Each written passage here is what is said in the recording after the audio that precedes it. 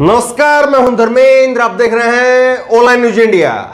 वही होता हुआ नजर आ रहा है जिस बात का अंदेशा था, जो बात सबके जहन में थे कि कब न कब बीजेपी जो है वो बहुत जल्द अब लोगों को नुपुर शर्मा के समर्थन में उतारने वाली है, और वही होता हुआ नजर आ रहा है और ठीक क्रोनोलॉजी के तहत हो रहा है। बीजेपी की तरफ से जो है वो लोग नहीं उतारे गए, बल्कि यूं कहें कि बीजेपी के समर्थक या बीजेपी के ही वो छुपे हुए नेता जो मौलानाओं के भेष में है उनको उतारा गया।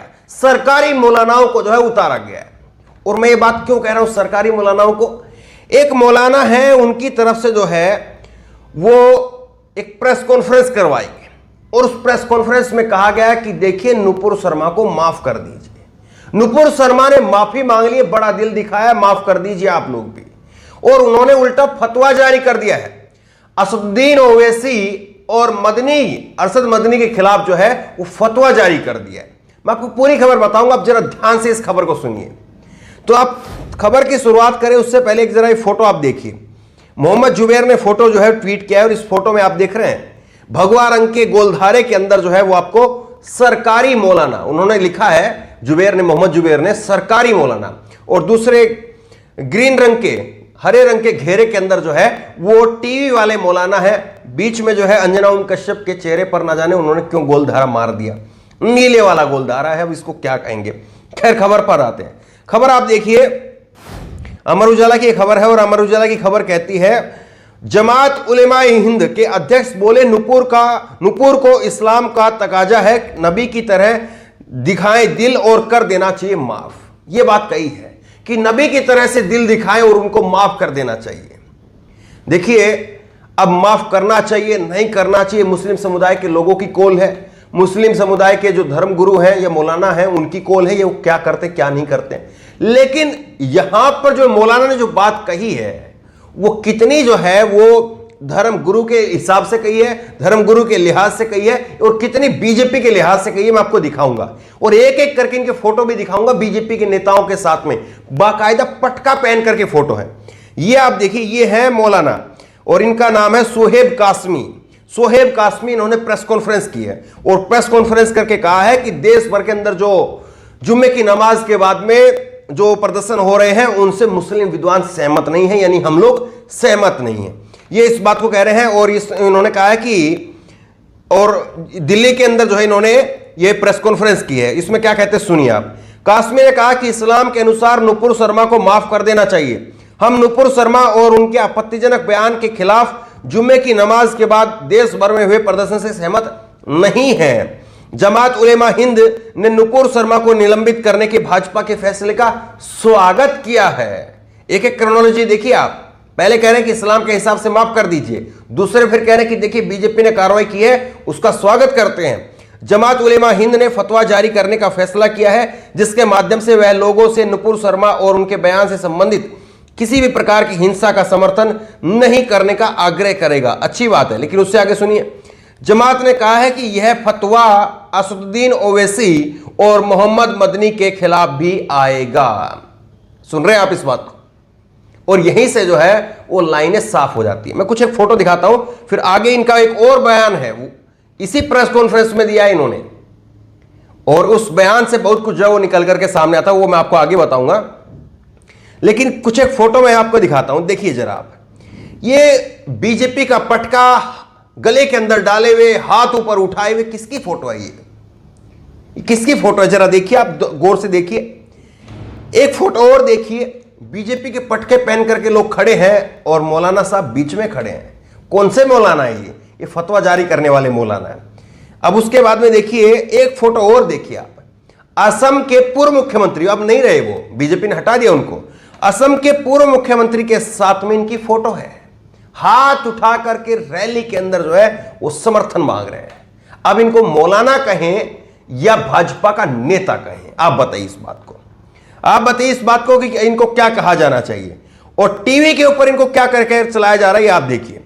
टीवी के अंदर देखिए आप, वैसे तो इनका जमात उलेमा हिंद है, लेकिन टीवी पर लिखा जा रहा है जमीयत उलेमा हिंद। देखिए आप किस तरह से शरारत की जाती है।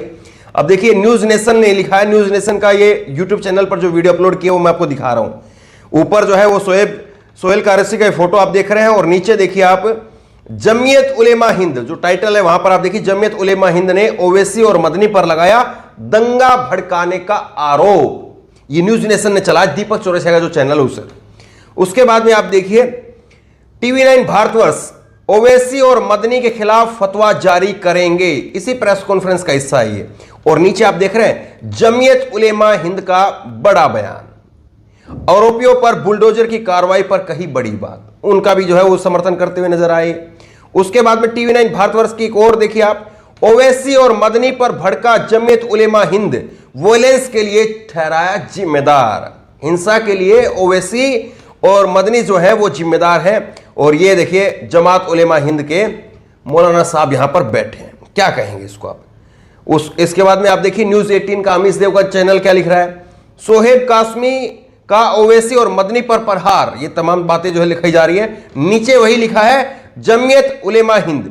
तो जमीयत का नाम क्यों लिखा जा रहा है, जमात इनकी जब वो है तो फिर जमीयत क्यों लिखा जा रहा है यहां पर, एक सवाल यहां पर ये क्लियर होता है। अब उसके बाद में एक चीज और मैं आपको दिखाऊंगा, लेकिन उससे पहले मैं चाहूंगा आप जरा सी इनकी एक छोटी सी क्लिप देखिए, बीजेपी का कैसे गुणगान करते रहे हैं। लोअर आसाम हो, मिडिल आसाम हो या अपर आसाम हो, हर जगह एक ही माहौल है, भाजपा और भाजपा। आपने देखा ये किस तरह से पहले भी जो है वो गुणगान करते रहे।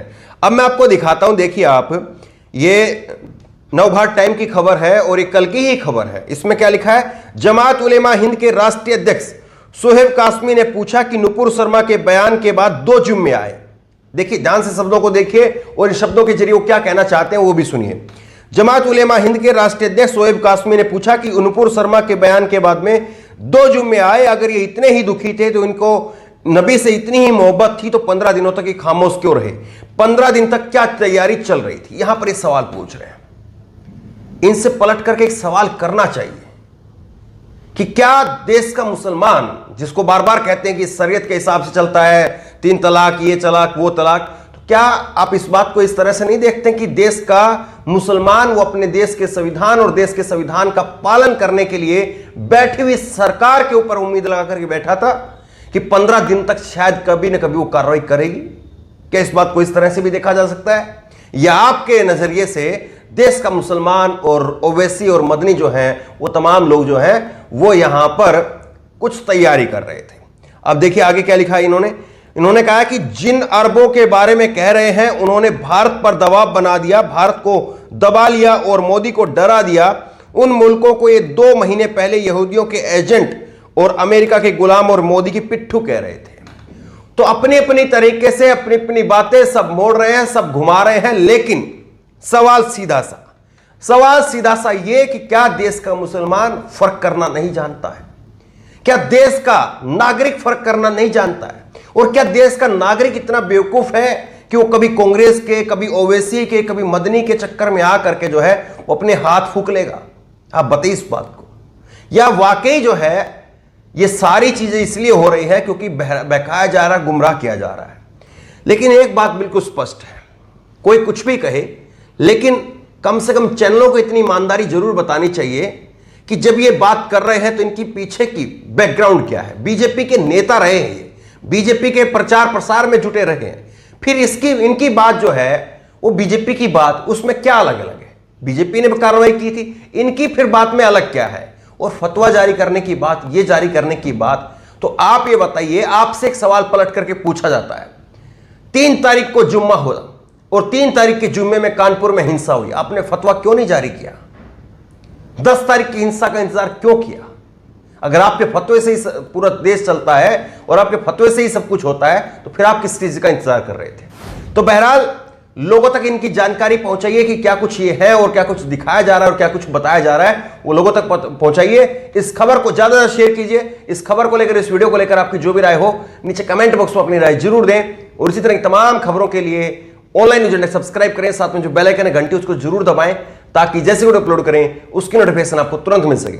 धन्यवाद। इस खबर को अभी लाइक करें, शेयर करें, अभी चैनल को सब्सक्राइब करें और घंटी जरूर